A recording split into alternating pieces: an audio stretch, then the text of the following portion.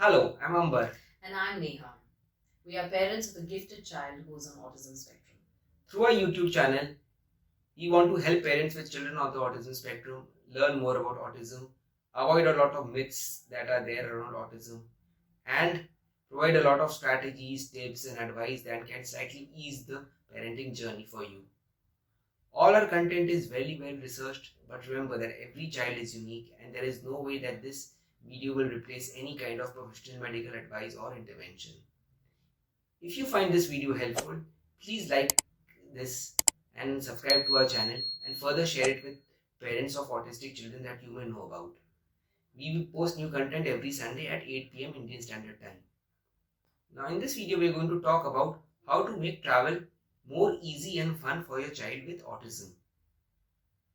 Now, traveling with a child with autism can be a challenge. But with a little planning and preparation, it can also be a lot of fun and enjoyable. It can be an enjoyable experience for the whole family.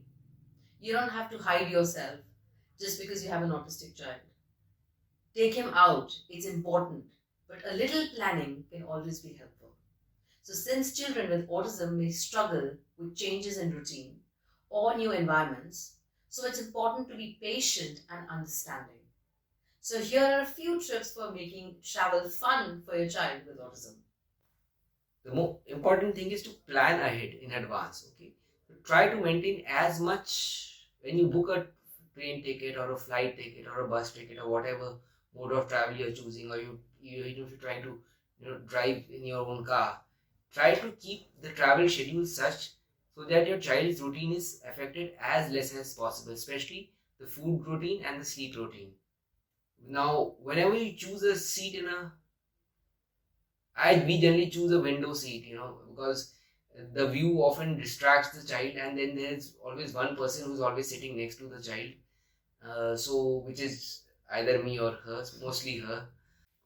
So, choose your seats wisely when you book when you select a seat while traveling. Make your child familiar with the idea of traveling.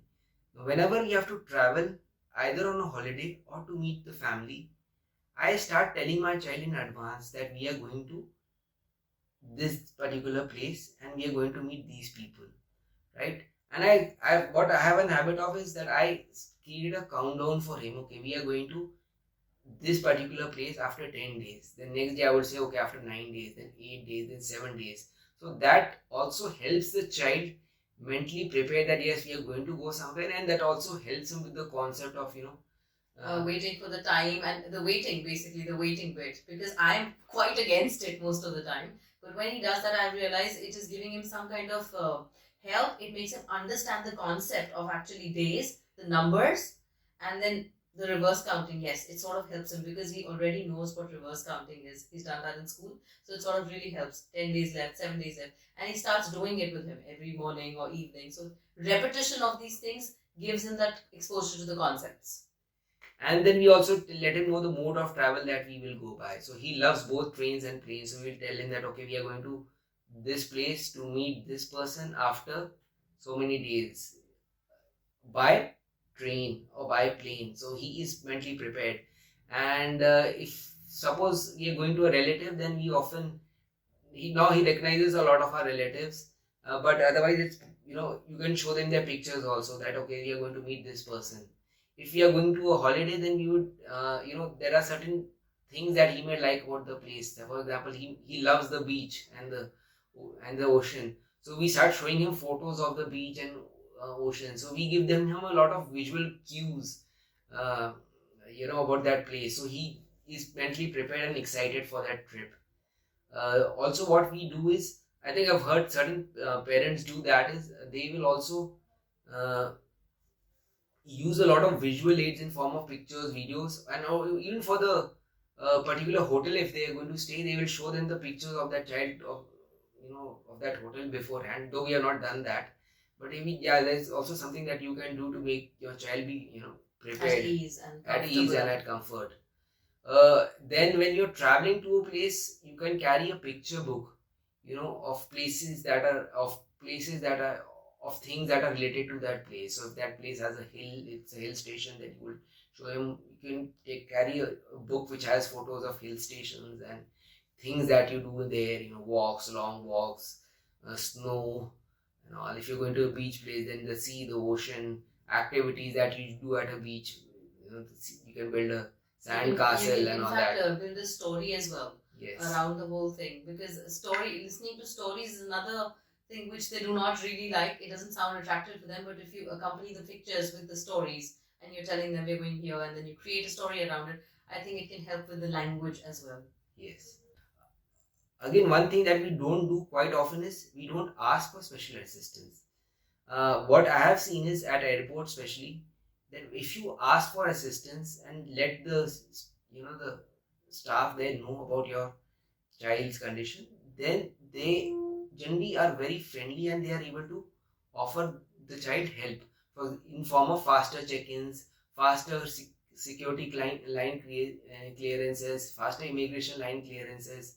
Like I travel quite a lot with him because I have to go meet my parents, and he comes along. And every time I'm at the airport, I just tell them what the issue is, and they ask me to either wait till the end, which is very rare, or they just let me go in the beginning when when the business class people are going, or the first row is going. They just ask me to go in with the child. They ask me to come cut across the line and come in front. It's very easy that way, and it makes it much more simpler for us to travel with them. They understand. In fact, we had a very interesting thing. We were traveling to my brother to Singapore, and in the aeroplane he started ringing the bell which is there to call the air hostess. And when we told the air hostess about our child's need, about our child's autism, she she smiled and she said, okay, he can keep pressing the bell as many as number of times and I will not come, but even in case you need help, you can come and call me. So that way she was very, very cooperative and friendly. Even the airport staff there was very friendly and went out of the way to make sure and that the immigration was smoother and faster for us. Absolutely, nobody stopped us because he was not looking into the lens and into the camera. They were all okay with the fact. They checked his name, they saw him, and they were absolutely all right with that. Okay. The other thing is you need to wear comfortable clothes and make your son or daughter, your child basically, wear very, very comfortable clothes. Make him or her wear things they like the most.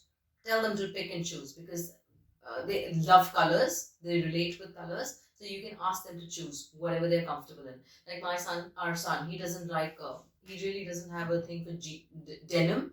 But there are times when I ask him to wear it and very nicely I have to keep asking him. He will wear it, but that's not his comfort zone. So he likes casual t-shirts and he likes shorts which are cotton shorts or maybe just anything with soft cloth, made out of soft cloth. He really enjoys that. And you should keep in mind if you're traveling by train or buses or aeroplane, it can depend on the temperature which is maintained inside.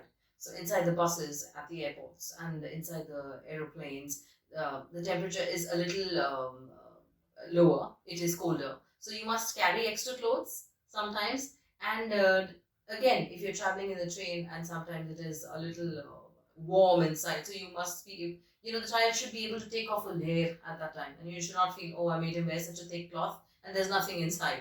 So make sure the child is dressed comfortably. Also, take along familiar items. You should take things which he or she really likes. Like I always carry a few cars, a few balls with the lights inside, maybe some comfort food, chips, chocolates, cookies. Yes, of course, these are not the best things to give, but if it's a holiday, let's keep it as a holiday and let's treat them as well. Because they have been avoiding these things most of the time. We do not really give it to them. So I think when there is a chance, I think we should let them be as they are with these things. And another important thing is to, now that again depends. We have not personally tried it, but I've known of parents who carry sensory aids like noise blocking headphones or sunglasses, because in that airplane there might be the sunlight coming from the window may be too harsh for the child, or he may be it might be little noisy for him, so he or she might use noise blocking headphones in case they are used to it. My son doesn't like, sunglasses, wearing sunglasses at all. So, but depending on your child and if he or she is comfortable, you can carry some kind of a sensory aid to help the child. Now, remember, once you reach the destination, you have to understand it is not about you all the time. It is about your child, mostly. Go to places which are going to be fun for him. Look for activities which are going to be fun for them. Nobody else, because they are the ones we need to give the exposure to. They are the ones we need to make them understand where are you going to, the social cues they need, where are you going to behave like what. This is a place to play. Please go ahead and play. No restrictions. Let them be. Enjoy your park, go to the beach. Like our son, he completely loves water. Completely. Even at home, he's going to be in the washroom for the longest times, in the bathroom, to enjoy the water, the showers. So he loves water. So we would love to choose a place which has a lot of water. So basically beaches or a hotel with a swimming pool, so that he doesn't have to really worry about what is to be done and how is it to be done. So anything they like, plan activities for them and around them. Like if there is a museum there, you want to go for it, please go ahead. Nobody's stopping you. But try making sure that, because the children would like to do something which is more eventful and which is more attractive. So take them to places. I remember when we had gone to Singapore, we took him to a place called Ice Cream Museum. So it was the one of the best decisions we took, because he enjoyed that place immensely, enjoying ice creams, enjoying all the rides in there. It was beautiful. Remember, every child with autism is unique, and what works for one child may not work for another. The key is to be patient, flexible, and willing to adapt to your child's needs. With a little planning and preparation, you can make travel a fun and memorable experience for everyone. Thank you. Hope this video is helpful. Thank you so much.